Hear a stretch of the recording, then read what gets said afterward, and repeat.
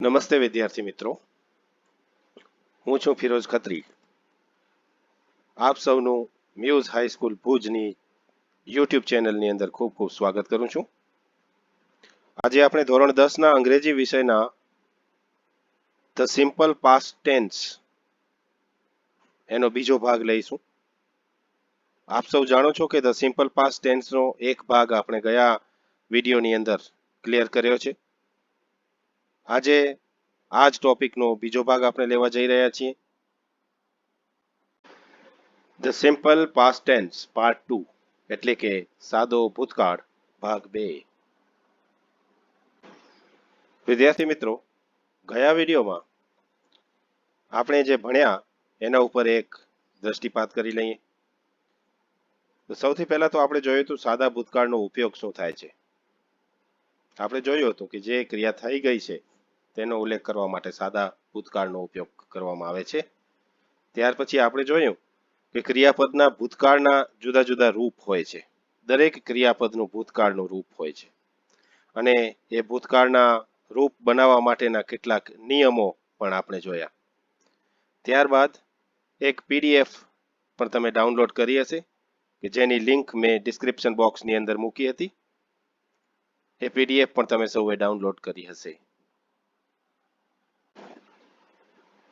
મિત્રો, હવે આપણે સાદા ભૂતકાળના આગળનો અભ્યાસ કરીએ. તો સાદા ભૂતકાળની જે વાક્ય રચના છે એ સૌથી પહેલા આપણે જાણી લઈએ. મુખ્યત્વે 3 પ્રકારના વાક્યો હોય છે: હકાર વાક્ય, નકાર વાક્ય અને પ્રશ્ન વાક્ય. આ ત્રણેય પ્રકારના વાક્યોની વાક્ય રચના કેવી રીતે થાય છે તે આપણે સૌથી પહેલા જાણી લઈએ. સૌથી પહેલા વાત કરીએ હકાર વાક્યની. તો હકાર વાક્ય જે છે એમાં સૌથી પહેલા તો કર્તા હોય છે. હકાર વાક્યની અંદર સૌથી પહેલા કર્તા હોય છે. ત્યાર પછી ક્રિયાપદનું ભૂતકાળનું રૂપ હોય છે, જેની ચર્ચા આપણે ગયા વિડીયોની અંદર કરેલી હતી. દરેક ક્રિયાપદનું જે ભૂતકાળનું રૂપ હોય છે જેને આપણે V2 પણ કહીએ છીએ, જે તમારા જે પેજ તમે ડાઉનલોડ કર્યું હશે એ પેજની અંદર કોલમ નંબર 3માં આપેલું છે. તો ક્રિયાપદનું ભૂતકાળનું રૂપ લખવું પડે છે. ત્યાર પછી કર્મ હોય છે અને પછી અન્ય શબ્દો હોય છે. આનું એક ઉદાહરણ આપણે લઈએ તો સાહિલ એટ એપલ્સ યસ્ટરડે. અહીં તમે જોઈ શકો છો કે સાહિલ એ કર્તા છે, સાહિલ કર્તા છે, જ્યારે એટ એ ઈટનું ભૂતકાળનું રૂપ છે. ઈટ એટલે ખાવું. ઈટનો અર્થ થાય છે ખાવું. એટ એનું ભૂતકાળનું રૂપ છે. એપલ્સ કર્મ છે અને યસ્ટરડે અન્ય શબ્દ છે. મોટે ભાગે અન્ય શબ્દો જે છે એ સમય દર્શક અથવા સ્થળ દર્શક શબ્દો હોઈ શકે. તો સાહિલ એટ એપલ્સ યસ્ટરડે આ વાક્ય સાદા ભૂતકાળનું વાક્ય છે. અને હકાર વાક્યની વાક્ય રચના પણ આ વાક્ય ઉપરથી આપણે શીખ્યા હશું. મિત્રો, હવે આપણે સાદા ભૂતકાળના નકાર વાક્યની વાક્ય રચના જોઈએ. તો સાદા ભૂતકાળની નકાર વાક્ય રચનામાં સૌથી પહેલા કર્તા આવે છે. ત્યાર પછી ડીડ નોટ લગાડવું પડે છે. નકાર વાક્યની અંદર, સાદા ભૂતકાળના નકાર વાક્યની અંદર ડીડ નોટ આવે જ આ વસ્તુ લખી રાખો. કર્તા, ત્યાર પછી ડીડ નોટ અને પછી ક્રિયાપદનું મૂળ રૂપ એટલે કે V1 નું રૂપ આવશે. પહેલી જ કોલમમાં, જે તમારા પેજની અંદર સૌથી પહેલી કોલમની અંદર જે ક્રિયાપદનું મૂળ રૂપ લખ્યું છે એ આવશે. કર્તા, પછી ડીડ નોટ અને ક્રિયાપદનું મૂળ રૂપ, ત્યાર પછી કર્મ અને પછી અન્ય શબ્દો આવશે. આપણે એનું એક ઉદાહરણ લઈએ. They did not play cricket in the evening. અહીં તમે જોઈ શકો છો કે they કર્તા છે. કર્તા એટલે ક્રિયાનો કરનાર. they કર્તા છે. ત્યાર પછી did not આપણે લગાડ્યું અને play, આ પ્લે ક્રિયાપદ છે એનું મૂળ રૂપ છે. ત્યાર પછી ક્રિકેટ એ ઓબ્જેક્ટ છે અને in the evening એ અન્ય શબ્દો છે. They did not play cricket in the evening. તેઓ સાંજે ક્રિકેટ રમ્યા નહીં. આ સાદા ભૂતકાળના નકાર વાક્યની વાક્ય રચના છે. હવે આપણે વાત કરીએ પ્રશ્ન વાક્યની. તો સાદા ભૂતકાળના પ્રશ્ન વાક્યની અંદર વાક્યની શરૂઆતમાં ડીડ મૂકવામાં આવે છે. સૌથી પહેલા ડીડ હોય છે, ત્યાર પછી કર્તા, ત્યાર પછી ક્રિયાપદનું મૂળ રૂપ એટલે કે V1, ત્યાર પછી કર્મ અને પછી અન્ય શબ્દો મૂકવામાં આવે છે. એનું આપણે એક ઉદાહરણ જોઈએ તો સૌથી પહેલા તો did Sheela speak English with her friend. શું શીલા તેની બહેનપણી સાથે ઇંગ્લિશ બોલી? ડીડ શીલા પછી સ્પીક જે છે એ વર્બ છે. વર્બ એટલે કે ક્રિયાપદ છે. ક્રિયાપદનું મૂળ રૂપ છે. ત્યાર પછી ઇંગ્લિશ ઓબ્જેક્ટ છે અને વિથ હર ફ્રેન્ડ તેની બહેનપણી સાથે એ અન્ય શબ્દો છે. મિત્રો, એક વસ્તુ આપણે યાદ રાખીએ, જો કોઈ પણ વાક્યની અંદર ડીડનો ઉપયોગ થયો તો ત્યાર પછી ક્રિયાપદ એના મૂળ રૂપમાં જ આવશે. અહીં આપણે આમ નહીં લખી શકીએ કે did Sheela spoke English with her friend, તો વાક્ય ખોટું કહેવાય.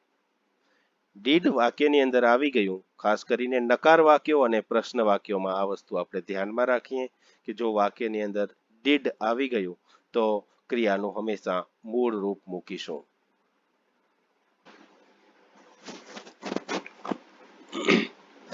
મિત્રો, સાદા ભૂતકાળના જે વાક્યો હોય છે એમાં છેલ્લે જે અન્ય શબ્દો આપેલા હોય છે ને, જે ખાસ કરીને સમય દર્શક અને સ્થળ દર્શક શબ્દો મોટે ભાગે હોય છે,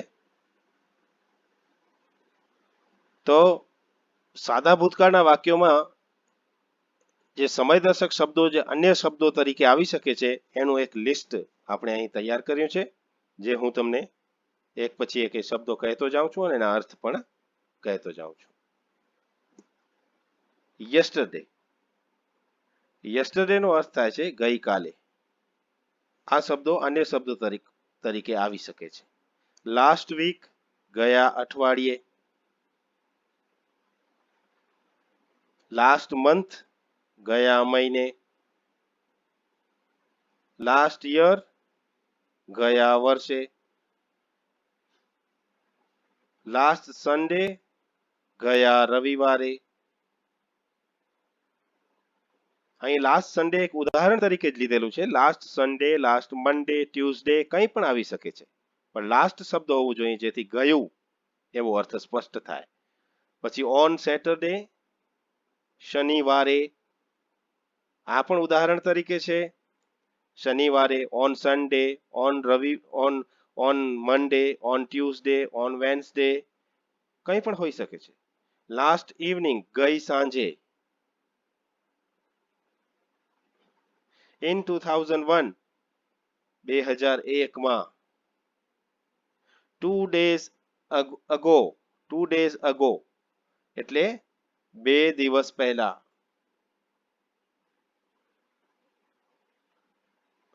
ઇન ધ મોર્નિંગ, સવારે.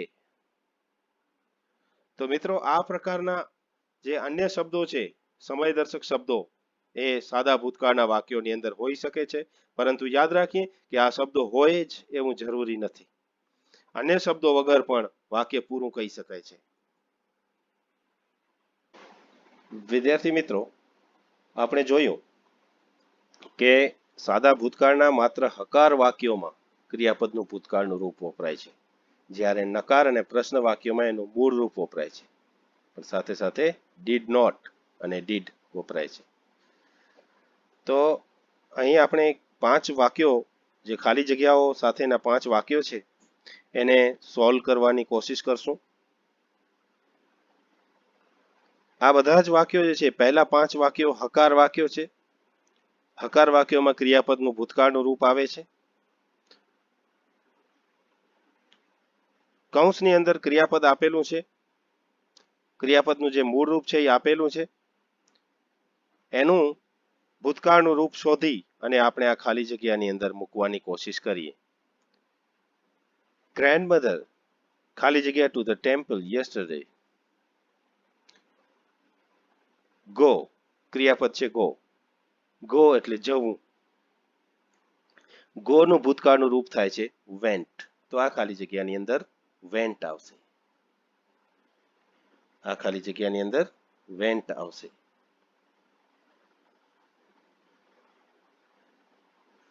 ગ્રેન્ડમધર went to the temple yesterday. ગઈકાલે દાદીમાં મંદિરે ગયા. તો ગો નું ભૂતકાળનું રૂપ વેન્ટ થાય છે એ આપણે જાણીએ. મૂળ ક્રિયાપદ જે છે એ ગો છે, એનું ભૂતકાળનું રૂપ વેન્ટ થાય છે. વાક્ય નંબર 2 જોઈએ. ધ લિટલ ચિલ્ડ્રન ખાલી જગ્યા ધેર હેન્ડ્સ કૌંસમાં છે ક્લેપ. ક્લેપ નો અર્થ થાય છે તાળી પાડવી. ધ લિટલ ચિલ્ડ્રન એટલે નાના બાળકો. નાના બાળકોએ પોતાના હાથ વડે તાળી પાડી. આનો અર્થ એવો થાય. તો અહીંયા ક્લેપ મૂળ ક્રિયાપદ જે છે એનું આપણે ભૂતકાળનું રૂપ કરશું. કેવી રીતે? CLAPPED. મિત્રો તમને નિયમ યાદ હશે કે છેલ્લે કોઈ એક વ્યંજન હોય અને એનાથી પહેલા એક સ્વર હોય તો છેલ્લેનો વ્યંજન બેવડાઈ જાય છે અથવા ડબલ થઈ જાય છે. એટલા માટે અહીં ક્લેપ એનું ભૂતકાળનું રૂપ ક્લેપ્ડમાં પી ડબલ કરી નાખશું આપણે. ત્યાર પછી આપણે જોઈએ ખાલી જગ્યા નંબર 3. ધ ટીચર ખાલી જગ્યા મી અ ક્વેશ્ચન. ધ ટીચર ખાલી જગ્યા મી અ ક્વેશ્ચન. ક્વેશ્ચન એટલે પ્રશ્ન. શિક્ષકે મને પ્રશ્ન પૂછ્યો. કૌંસમાં છે આસ્ક. આસ્ક નો અર્થ થાય છે પૂછવું. ધ ટીચર ખાલી જગ્યા મી અ ક્વેશ્ચન. તો આસ્ક નું ભૂતકાળનું રૂપ શું થશે? આસ્કડ થશે. પાછળ ઈડી લગાડી અને એનું આપણે ભૂતકાળનું રૂપ કરશું asked. The teacher asked me a question. તો આ વાક્ય સાચું થયું. વી ખાલી જગ્યા the essay from a friend. From a friend એટલે મિત્રમાંથી. એસે નો અર્થ થાય નિબંધ. અમે નિબંધ મિત્રમાંથી કોપી કર્યો. મિત્રમાંથી નકલ કરી. અહીં ક્રિયાપદ છે કોપી. કોપી એટલે નકલ કરવી. હવે કોપીનું ભૂતકાળનું રૂપ કેવી રીતે થાય એ નિયમ આપણે જોયો હતો કે છેલ્લે વાય હોય એનાથી પહેલા એક વ્યંજન હોય તો વાય નું આઈ થઈ જાય છે અને પછી ઈડી લાગે છે. તો આપણે કોપીડ કેવી રીતે લખશું એ આપણને ખ્યાલ હોવો જોઈએ. COPIED copied. We copied the essay from a friend. અમે એક મિત્રમાંથી નિબંધ કોપી કર્યો. પાંચમું અને છેલ્લું વાક્ય જોઈએ હકાર વાક્ય. ધ ગર્લ્સ ખાલી જગ્યા અ લવલી રંગોલી. ડ્રો કૌંસમાં છે ડ્રો. ડ્રો એટલે દોરવું. છોકરીઓએ સુંદર રંગોળી દોરી. ડ્રો જે છે એ મૂળ ક્રિયાપદ છે. આપણે એનું ભૂતકાળનું રૂપ કરવું હોય તો કેવી રીતે થશે? એ અનિયમિત ક્રિયાપદ છે જેથી એનું ભૂતકાળનું રૂપ થશે DREW, જે તમે તમારા પેજની અંદર જોઈ શકો છો. The girls drew a lovely rangoli. છોકરીઓએ ખૂબ સુંદર રંગોળી દોરી. મિત્રો એ જ રીતે હવે આપણે કેટલાક નકાર વાક્યો અને કેટલાક પ્રશ્નો પણ સોલ્વ કરીએ. પહેલું વાક્ય ખાલી જગ્યા યુ ખાલી જગ્યા ધ પ્રિન્સિપાલ. પહેલું વાક્ય પ્રશ્ન વાક્ય છે કારણ કે એની પાછળ પ્રશ્નાર્થ ચિહ્ન આવેલું છે. પ્રશ્નાર્થ ચિહ્ન હોય તો એ વાક્ય પ્રશ્નાર્થ વાક્ય કહેવાય. ખાલી જગ્યા યુ ખાલી જગ્યા ધ પ્રિન્સિપાલ. મૂળ ક્રિયાપદ છે મીટ. હવે આપણે જ્યારે વાક્ય રચના જોઈ પ્રશ્ન વાક્યની ત્યારે એમાં જોયું હતું કે સૌથી પહેલા આપણે કયો શબ્દ મૂકીએ છીએ પ્રશ્ન વાક્યમાં? તો કે ડીડ મૂકીએ છીએ. ડીડ યુ અને ક્રિયાપદનું મૂળ રૂપ જે છે તે meet. Did you meet the principal? શું તમે પ્રિન્સિપાલને મળ્યા? તો પહેલું વાક્ય આ પ્રમાણે થશે. વાક્ય નંબર 2 જોઈએ. મોહન ખાલી જગ્યા નોટ ખાલી જગ્યા લેટર. ક્રિયાપદ છે રાઇટ. રાઇટ એટલે લખવું. નકાર વાક્ય છે. Mohan did not write. Mohan did not write a letter. મોહને પત્ર લખ્યો નહીં. Mohan did not write a letter. વાક્ય નંબર 3. ખાલી જગ્યા he ખાલી જગ્યા down from the tree. ક્રિયાપદ છે fall. fall એટલે પડી જવું. fall નો અર્થ થાય છે પડી જવું.